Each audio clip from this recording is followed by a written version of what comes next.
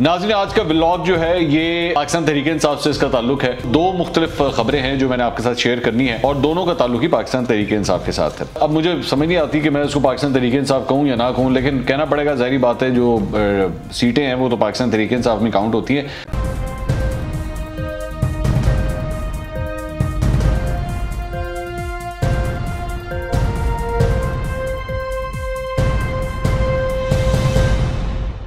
अस्सलाम वालेकुम नाज़रीन, मैं हूं मंसूर अली खान। अपने YouTube चैनल के ऊपर आपको खुशामदीद कहूँगा। सबसे पहले आपसे दरख्वास्त के चैनल को सब्सक्राइब करना मत भूलिएगा और बेल आइकन ज़रूर प्रेस कीजिएगा। नाज़रीन, आज का व्लॉग जो है ये पाकिस्तान तहरीक-ए-इंसाफ से इसका ताल्लुक है और जो दो मुख्तलिफ खबरें हैं जो मैंने आपके साथ शेयर करनी है और दोनों का ताल्लुक ही पाकिस्तान तहरीक-ए-इंसाफ के साथ है।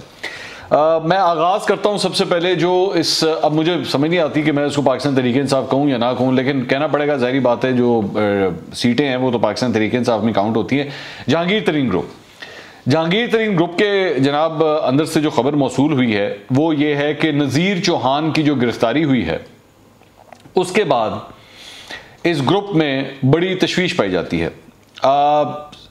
इसकी सबसे बड़ी रीज़न जो है वो एक तो वो ये है कि ये कहा जा रहा है कि जी नज़ीर चौहान के साथ जो कुछ किया गया, पहली बात तो ये उनको गिरफ़्तार किया गया, उसके बाद गिरफ़्तार करने के बाद जो है वो जब उनकी ज़मानत हो गई तो उसके बाद दोबारा उनको गिरफ़्तार किया गया और दोबारा गिरफ़्तार करने के बाद एक और अब पर्चा जो है वो भी उनके ऊपर, एक और केस जो है वो भी डाल दिया गया। इसकी वजह से पूरे ग्रुप के अंदर जो है वो बड़ी तशवीश पाई जाती है और वो ये कहते हैं, जो आपस में इनकी डिस्कशन हुई है, जो मेरे सोर्स से मेरी बात हुई है, वो ये कहते हैं कि जी हमें फीलिंग आ रही है कि अगर नज़ीर चौहान के साथ ये हो सकता है तो फिर हम में से कोई भी नहीं बचेगा। ये उनकी ये फीलिंग है। दूसरी बात ये कि अभी तक इस सिलसिले में कोई बाकायदा तौर पर जो है वो जहांगीर तरीन के अंडर कोई मीटिंग नहीं हुई।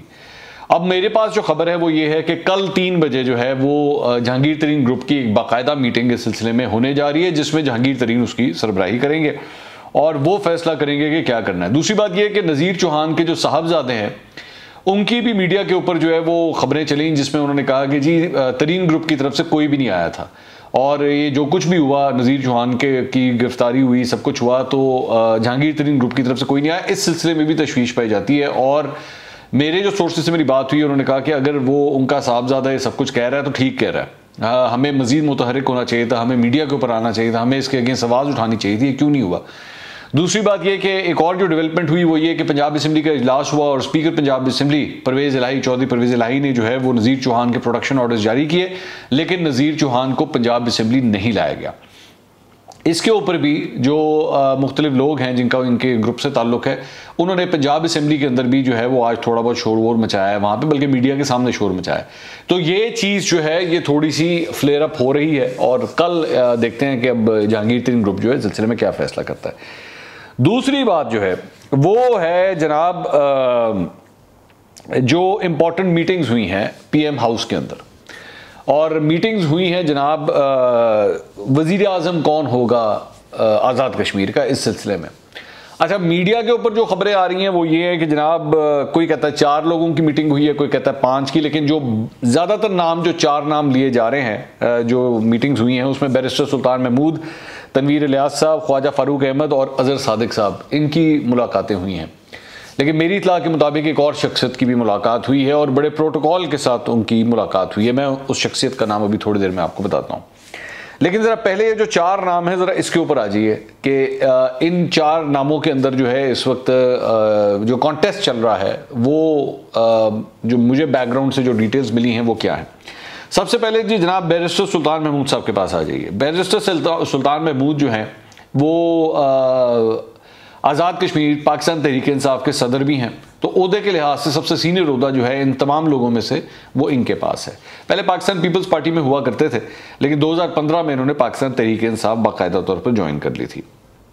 जहाँ तक पूरी कैंपेनिंग का ताल्लुक है, दो वो आज़ाद कश्मीर पाकिस्तान तहरीक-ए-इंसाफ के सदर थे, लेकिन जहाँ तक कैंपेनिंग चल रही थी इस पूरे इलेक्शंस के अंदर पाकिस्तान तहरीक-ए-इंसाफ की, उसमें वो अपने हल्के तक ही महदूद रहे।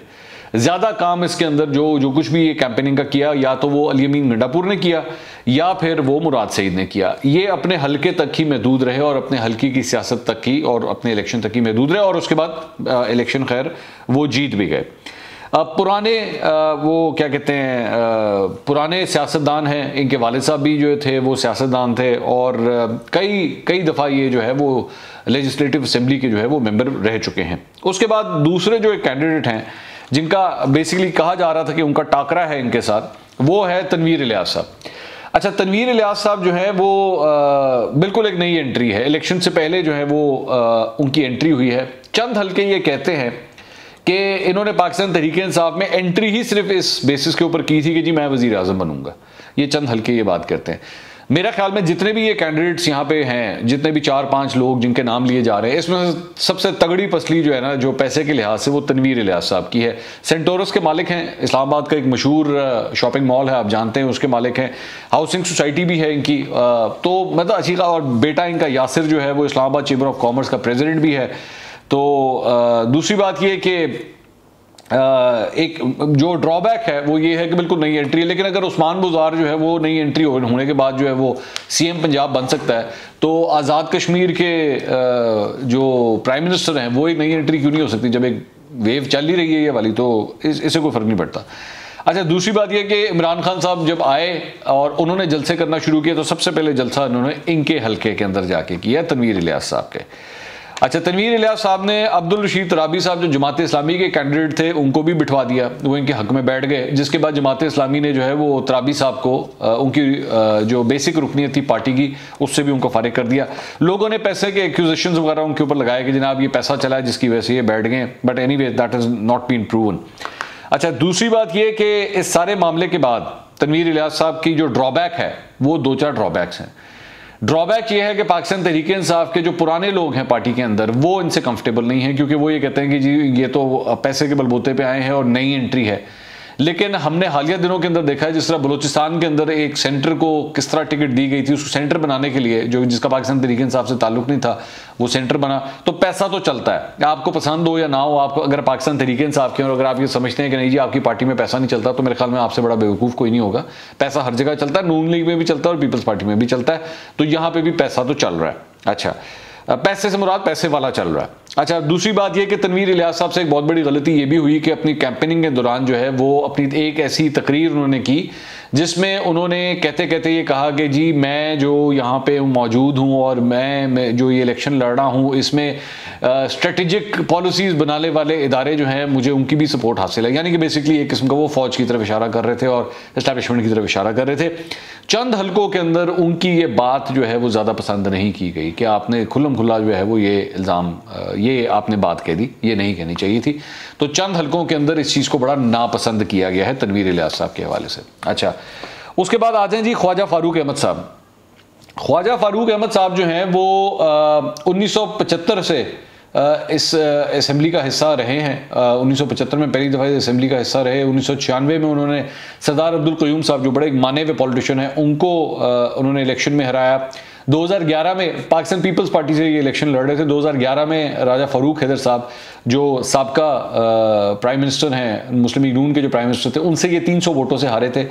2012 में तकरीबन इन्होंने पाकिस्तान तहरीक-ए-इंसाफ ज्वाइन कर ली थी, तो इनको काफ़ी देर हो चुकी है पाकिस्तान तहरीक-ए-इंसाफ के अंदर। उसके बाद 2016 का इलेक्शन भी इन्होंने पाकिस्तान तहरीक-ए-इंसाफ की टिकट के ऊपर लड़ा था। इंपॉर्टेंट बात एक और ये है कि ये एक प्रॉपर कश्मीरी स्पीकिंग इंसान है और ऐसा इनके ऊपर कोई वो जो आप कह सकते हैं कि करप्शन के किसी किस्म के कोई चार्जेस नहीं है इनके ऊपर। Considered as a neat and clean person. अच्छा, दूसरी बात यह कि एक और गवर्नमेंट कॉलेज के पढ़े हुए हैं, लॉ ग्रेजुएट, लॉ भी इन्होंने किया हुआ, गोल्ड मेडलिस्ट हैं लॉ के अंदर।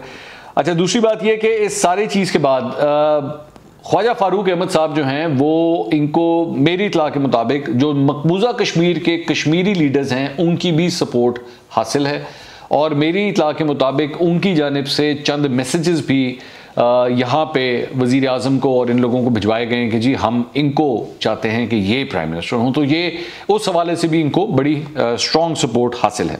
उसके बाद एक और कैंडिडेट जो है वो अज़हर सादिक साहब। अज़हर सादिक साहब भी बेसिकली कोई ऐसा उनके साथ कोई कंट्रोवर्सीज नहीं है, लेकिन इस वक्त जो चंद हल्के कह रहे हैं कि ये जो टाई चल रहा है, ज़्यादातर लोग ये समझ रहे थे कि बैरिस्टर सुल्तान महमूद और तनवीर इलियास के दरमियान ये मुकाबला चल रहा है, लेकिन असल मुकाबला जो है वो ख्वाजा फारूक अहमद और अज़हर सादिक के दरमियान चल रहा है। लेकिन मेरे जो सोर्सेज हैं वो ये बताते हैं कि अजहर सादिक साहब जो हैं वो फिलहाल आज की तारीख में कम से कम जब मैं बात कर रहा हूं तो शायद वो एक स्टेप पीछे हैं फिलहाल। जाहिर बात है, मुझे नहीं पता अगले 24 घंटे में कोई और डेवलपमेंट हो जाए, कोई लॉबी और कोई तगड़ी हो जाए, तो मैं उसका नहीं कह सकता। लेकिन आज की ये जो मीटिंग्स थी इसमें अली अमीन गंडापुर भी वहाँ पे मौजूद थे, सैफुल्लाह न्याजी भी वहाँ पे मौजूद थे, वज़ीर आज़म तो खैर वहाँ पे थे ही। तो ये जब इंटरव्यूज़ हो रहे थे वहाँ पे सब लोग मौजूद थे। एक और जो एंट्री हुई है इस सारी चीज़ के अंदर वो अंसर अब्दाली साहब की हुई है, और मेरी इत्तला के मुताबिक उनको बड़ा प्रोटोकॉल देकर जो है उनको वहाँ पर लाया गया। तो वो जैसे कहता है ना, he came out as a dark horse, ये भी आप कह सकते हैं।